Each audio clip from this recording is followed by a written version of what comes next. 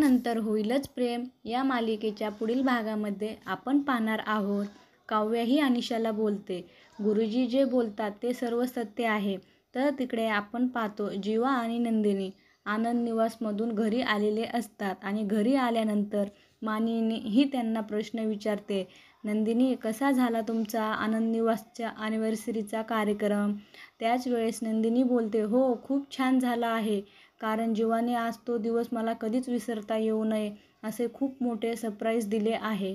तेव्हा जीवा देखील आपली नजर चुकवू लागतो. तर इकडे आपण पाहतो काव्या ही अनिशाला बोलते, मला तर जगावंसे वाटत नाही, मला असे मरून जावंसे वाटत आहे, मला खूप कंटाळा आला आहे. आणि त्यावेळेस अनिशा ही तिला सांगते, आणि जरी तू मरण्याचा विचार केलास तरी तुझ्यावरचे मरण हे पार्थ जिजू स्वतःवर घेतील. आणि काव्य ही पुढे बोलते, आणि पार्थवरचे मरण मी माझ्यावर स्वतःवर घेईल. आणि तेव्हा अनिशा आनंदित होते, बोलते, काव्या तुला समजत नाही, तू किती गुंतून चालली आहेस पार्थ जिजूच्या प्रेमामध्ये, ते बघ एकदमच सत्य. आणि तेव्हा काव्याकडे प्रश्नाचे काहीच उत्तर नसते. आता पुढे येणाऱ्या भागामध्ये नंदिनी, जीवा त्याचबरोबर काव्या व पार्थ एकमेकांसोबत राहणार का नाही हे पाहणे अतिशय रंजक ठरणार आहे.